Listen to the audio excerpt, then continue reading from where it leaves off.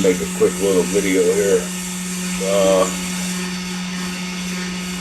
I ordered some limit switches and a relay for the spindle motor. I can't even talk. Spindle motor. Just wonder if anybody had any pointers on how to wire it to the Arduino. And there was something else I wanted to do was calibrate this machine.